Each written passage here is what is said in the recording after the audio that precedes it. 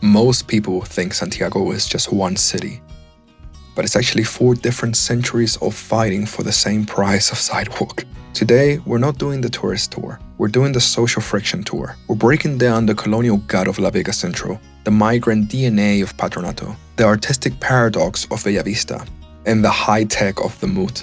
If you want to understand why the city works, or why it doesn't sometimes, you have to see the spectrum. This is The Real Santiago, and Josie Unfiltered. Hey guys, welcome back. One city, 4 markets, let's go. Okay, let's go.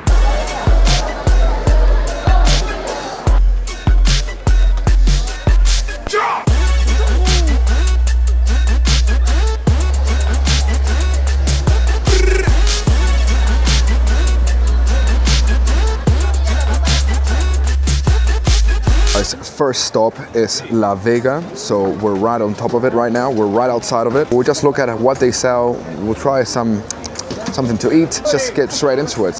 You might see that I've already been here before, but I didn't really walk around too much because the main idea why I came here in the first place was I wanted to get people's opinions on the elections that happened last year. This is an entirely different thing. Now we're actually going to walk around the market, see what they sell, what the prices are, how it compares to the other markets that we're going to go and check out. For now, all I see is produce, but I know there must be a section for, food that I can sit down and try out. They just give you free fruit, so you just can go for it. I was expecting it to be really sweet. It wasn't, but it was still nice. I'm fucking an asshole. I'm an asshole. Historically, this area was called La Chiva, which meant the other side. Since colonial times, it was the land of the marginalized, separated from the elite by the Mapocho River. In 1895, construction began on what we see today. It survived the 1888 construction of the Cao and Canto Bridge and officially became the gut of the city in 1916.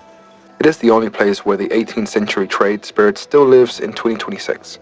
The real trade happens right here. While the 2026 inflation rate fluctuates, La Vega operates in a different frequency: negotiation. It is the ultimate social equalizer. It is where the invisible wall of the Chilean class system finally breaks down. That's because inside La Vega, it doesn't matter who you are. You'll see workers, families, even people with money, all standing in the same line, all eating the same food. And in 2026, while everything keeps getting more expensive, this place isn't just tradition anymore. It's survival for millions of people. It's nuts. So I just got kicked out. The security from the market is like, you need authorization to record here. Why would I need authorization to record fruit? I'm not even recording people. I'm recording the fruit and the images of the restaurant. I'm not gonna lie to you guys. The thing I hate about Chile, there's one thing I hate, is that they're so effy. They just don't like people recording. I'm like, why? No se puede grabar acá si no tiene autorización. Sí, this is what I'm talking about. Pero si me estoy grabando a mí mismo. Sí, pero igual, no se puede. Tiene que tener una autorización para... Fuera diferente si usted fuera de otra nacionalidad y estuviera como turista. Sí, pues soy neozelandés. Ya. ¿Tiene su documento? ¿De pasaporte? No, pues no voy a cargar mi pasaporte conmigo. ¿O alguna documentación que acredite que usted es turista? Yeah, so this is what I'm talking about, guys. They're asking for my passport, which is nuts. I'm just recording myself, but this is what happens. El tema es que ha habido mucha extorsión. ¿Conoces la palabra extorsión? ¿Como corrupción? No. No, piden dinero por protección. Entonces, ya. Por eso han determinado que no se grabe, porque graban a empresarios, a comerciantes que tienen negocio y después los extorsionan. Ya, entiendo. Ok, no, sí, está bien. Sí, no, está bien. Pero aquí le puedo comprobar que soy pasaporte neozelandés, José Augusto Olivares Tapia. Pero eso, igual yo estoy tratando de no mostrar gente en las caras, estoy mostrando mi experiencia mirando lo que estoy viendo y todo eso. Ya, muchas gracias. Yeah, again, see, I was just recording myself again, and they're like, you can't record. I'm like, I'm just talking to myself. What the fuck? And they're like, give me your passport. I'm like, I don't carry my fucking passport with me. And they're like, well, you need a photo. I'm like, all right, I'll show you my passport on my digital. And they're like, okay, that's fine now. I'm like, what? What? It makes no sense, dude. But fuck it. Oh, that kind of killed the vibe. No, I'm not gonna let it kill the vibe. I'm just gonna keep going. They said there's a lot of extortion. Some people recording, some people, and then they're like, so yeah, I don't know. Hola, buenas tardes. Mi nombre es Domingo Arturo Guerreros Cortés. Nací en La Vega y tú vas sembrando historia y vas dejando raíces. Es como los árboles. Y de repente cuando ya tenés historia y son de alguna manera la historia que me tocó vivir, porque nací en el barrio La Chimba, la gente te empieza a tomar respeto y te van ubicando. Hemos dado ciertas luchas. La Vega intentaron sacarle el 2005. Los tomamos todas las calles, hicimos alianza con Carabineros. Hicimos esa lucha que es pacífica, pero que consigue objetivos. Y lo logramos. Y eso te va marcando una pauta y la gente te empieza a respetar en base a lo que fuiste capaz de ir sembrando. Tomamos a todos en cuenta, hasta el más humilde, hasta como el que tenía más chanca y manis tostado. Entonces, de alguna manera, cuando tú respetáis al ser por su esencia, simplemente te empiezan a respetar a ti. Aquí van a pasar 4 líneas del metro. La 7, la 3, la 2 y una que va para el aeropuerto. Gente que se involucró en esta pelea eran súper leales. No se vendían por ni una chaucha. Entonces, eso mismo le da consistencia al movimiento. Yo siempre he dicho que no hay que diseñar nada. Cuando Dios quiere dar, a la casa te la viene a dejar. Yo creo que La Vega tiene una particularidad que no es una comunidad como organizada en sí, pero sí cuando tiene un problema o una desgracia el país, La Vega es una sola. Y eso te hace, o sea, no te hace el compromiso de creerte, yo pertenezco a una cultura que se llama La Chimba o La Vega, o después de Dios está La Vega, y que esto me llena a mí. Y La Vega tiene que, es como el amor. Tiene que gustarte mucho para venirse para acá, sobre todo por los sacrificados que. Y aquí hay una relación directa entre lo que es lo rural, el campo, la tierra misma y el alimento, pues. Entonces, de repente tú no podés comerte un celular, podés comer comida y eso de alguna manera te va nutriendo y dando la felicidad, pues. Llegaron los inmigrantes y una gran cantidad hoy día de la gente que trabaja en La Vega son inmigrantes y son parte de la vida misma. Estamos descubriendo la Luna, Marte, y allá no tienen frontera, no sé qué cresta cuando empiezan a hablar de los emigrantes, no son seres humanos y eso es fundamental. Lo he copiado, que Cristo lo lleva a uno. Nosotros no somos una casualidad, somos producto a veces de una relación humana, sexual, y también somos producto del amor. Entonces, al semejante nunca lo mires con indiferencia, míralo como ser humano. A veces lo encariñamos con un perrito, con un gatito, con un animalito. Encariñémoslo con el ser humano, con sus defectos y virtudes. Y yo creo que eso va a hacer cambiar la sociedad y no a aspirar a veces a lo que no corresponde. Imagínate que nacís pelado y te vaya igual. Muchas gracias. Ya, pues, muchas gracias. Ya, de nada, igual. So that was La Vega. We were super lucky. This guy that we just interviewed, he's been here for ages, this whole life. I was told by people from the market that I had to talk to him, so I took like 20 minutes to find him. And I found him, and I'm super grateful I found him. Such a nice guy, such a cool story. People that don't understand Spanish, it'll be subtitled, so don't worry about it. Now, on to the next spot. So say goodbye to La Vega.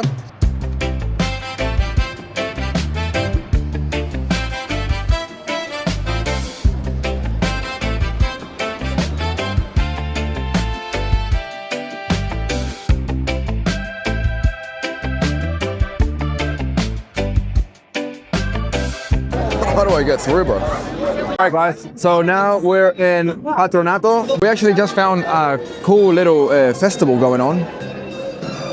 Yeah, you have heaps of Arab music, heaps of Arab food and owners. So we'll go straight through it. This is one of the things that you can kind of see.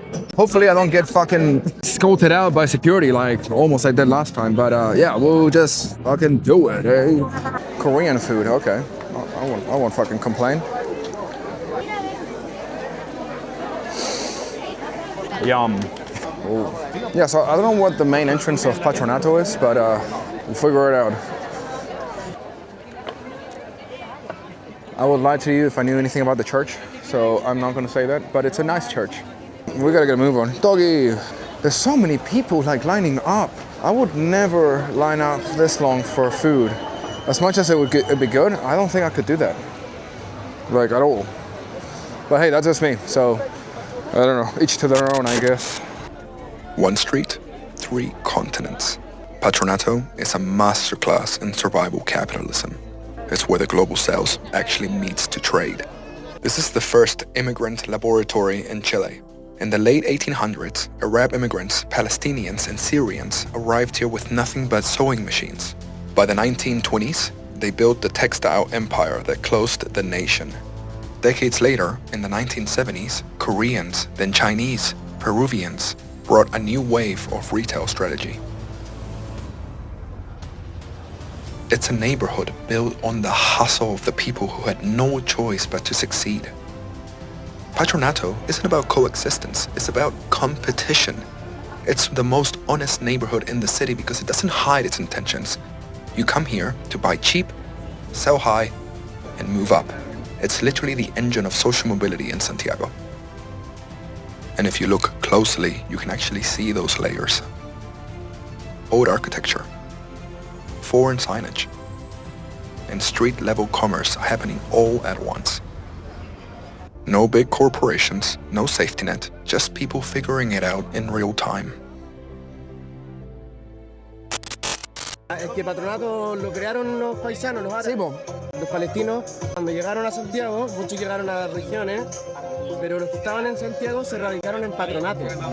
Y acá empezaron con el comercio. Antes esto eran casas, pero y de hecho no, eran los mismos paisanos fueron construyendo sus casas acá y después de a poco se fueron construyendo los negocios. De tela principalmente, textil, el rubro textil, acá estaban la mayoría de las fábricas de tela, porque era el nicho que se dedicaron. En Palestina se dedican mucho a las telas, se dedican también a la fruta, a la exportación de frutas, verduras, al soplado de arte de vidrio, al tatriz, que es un bordado, el comercio, al aceite de oliva.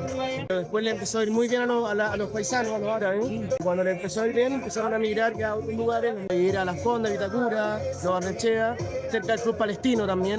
Entonces Patronato sí sigue, si bien hoy en día ya no es el mismo auge, hay muchos coreanos, hay muchos chinos, otro tipo de comercio también, pero los dueños siguen siendo palestinos. Pues sigue estando esa raíz independiente que quizás Patronato ha tenido más o menos auges, obvio, pero sigue siendo un barrio de palestinos, ya sea aunque estén coreanos, aunque estén chinos, aunque estén mexicos, cualquiera, pero siempre va a estar radicado los paisanos porque son los dueños del local hoy en día, los que arriendan. El nombre de los comercios, la mayoría tiene nombre árabe o nombre en alusión a alguna ciudad palestina, o algún nombre. Muchas familias, los Jaue, los Pichara, los Sedán, los Saror.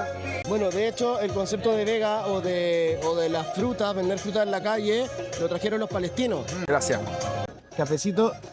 Yeah, it was just saying the whole community here, it's all about Arabs, it's all about Palestinians, and they've been here for years and years, and all the buildings, he recommended me to just check out the buildings and just see the history that is being told by the buildings and the graffiti and all of that. Let's just try out this fucking coffee, eh?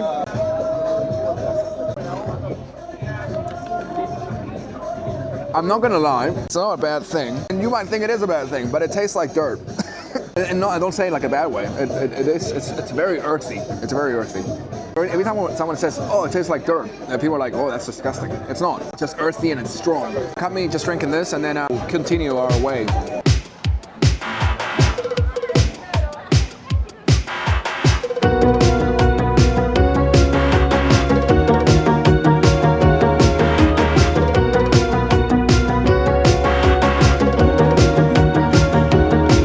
Made it to the heart of Bella Vista. This is where all the street artists, you started seeing a little bit of it while we were coming into it, because the street here is beautiful. It's actually amazing.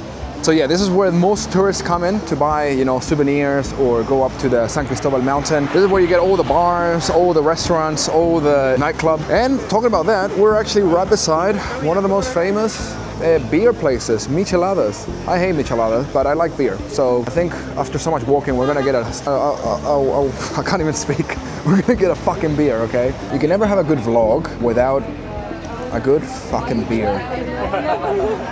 So actually, a little history, well, not history, a little fun fact. So this place, there's one in every corner. I don't know why. I do feel like there has to be something going on, some money laundering, because it's actually insane how, like, look, I will show you. There's one literally right across the street in the corner over there, right over there. And then there's another one on the corner over there. It's nuts, I don't understand. The beer's cheap though, so. Bella Vista is probably the most contradictory neighborhood in Santiago. It's known for its art, nightlife, and culture. Because most tourists come here for a drink or a cheap souvenir, but they're standing on the entrance to Chile's blue gold industry. Welcome to Bella Vista, the bridge between high art and urban decay. Bella Vista exploded in the 1970s as the bohemian heart of the city. Many artists lived here because it was cheap and close to Pablo Neruda's house. It's also the global hub for lapis lazuli, a deep blue stone found only in Chile and Afghanistan. This market isn't just selling jewelry, It's also selling that geological identity of the Andes. So why is Bellavista so contradictory in Santiago? It's because of the tension between the intellectual elite and the marginalized street. It's beautiful and also broken at the same time. In 2026, it's fighting to stay relevant. And that tension comes from the increase of organized crime happening within the streets of Bellavista. This results in aggravated assaults, stabbings, and pickpockets. Bellavista isn't just culture, it's tension between art and neglect, tourism and reality. What you see and what actually happens underneath. Bellavista es un lugar muy internacional, como aquí encontramos mucho tipo de gente, extranjeros, es como cultural. Hay gente que le dicen que el Bellavista está malo. Yo desde los 15 años que me relaciono acá en el Bellavista y siempre ha sido un lugar emblemático y tiene altos y bajos. Hay que estar atento nomás y cuidarse, porque ya voy a cumplir casi 10 años. Y mi emprendimiento se llama Natuyer, que es Natu de naturaleza y Yer de hierba. Trabajo las plantas y hago jabones, bálsamos labiales, champú, aceite, crema para las manos. Y muchas gracias. Igualmente. As you've been seeing, this place, it's much more, I wouldn't like to use the word bohemian, but I love that word, so I'm gonna say it anyways. But jokes aside, it's got 50-50. It's very developed, and it's got a lot of new, buildings, fancy restaurants, but it's also have that real rustic, artistic style of it in old houses.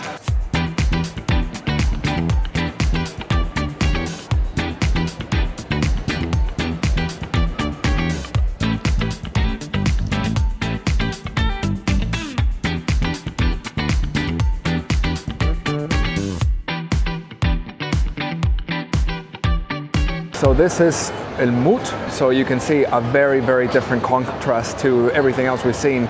And it's got something so much different than all the other malls.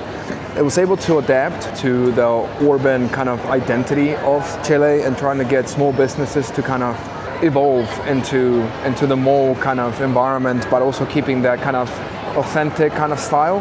But very, very different, two worlds. So this mall doesn't actually just have food, it's got a bit of everything if you kind of look at it. It's got shops that are, high-end brands, but it's also got, small businesses, which gives them the space to not only be on the streets and kind of be forgotten, but adapt and be in these new kind of faculties where people obviously come here more than going outside.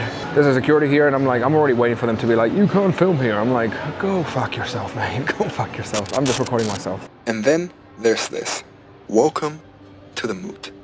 Opened in 2023, right on top of the busiest metro hubs in Santiago.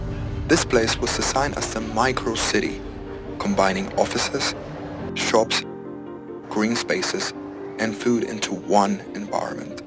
It's also one of the most sustainable buildings in the country, built to reflect what the future of the city is supposed to look like. But more than anything, it feels controlled. It feels purposed. Everything here, from the lighting to the layout, is a design. In La Vega, you negotiate. Here, the system already decided what you have to do. This place isn't about survival. It's about consumerism. And that raised the question, is this still a market, or is it just a very good version of one? If La Vega is about survival, the Mout is about lifestyle. You don't come here to haggle. You come here to be seen as consuming sustainably. It's the future of Santiago. Polished, efficient, it's clean, it's quiet, it's perfectly curated. Well guys, I think that is it for today. So it's an amazing place. It's actually stunning. It's beautifully made. It's just great. Like I was mentioning before, it mixes the way of the evolution of commercial malls into an urban kind of lifestyle. Great. It's just amazing how it's all kind of well put together, and how every section of the mall is just its own little thing with its little food stalls for small businesses, as well as the big giant brands. And then you have this beautiful garden up here where people can just have a coffee, chill, live music. It's amazing. Chile is amazing. It's got so much to offer. Santiago in particular, it's got so much to offer. And for tourists that come to the city, stay away from all the tourist traps and go to places that people don't talk about, like La Vega or Patronato, which go where the Chilean people go, because it's definitely worth a while. So guys, thanks so much for watching once again. Please subscribe, as always, it really means a lot. And we're gonna try this new style of kind of documentary, putting a voiceover of what I'm looking at, because I think I need to kind of have a bit more information when I do go into these places, so you guys can understand the culture and the history behind each place I'm visiting, and then you just say a random dude kind of recording himself and being like, I don't know what I'm looking at. So love you heaps, stay watching, stay safe, stay frisky.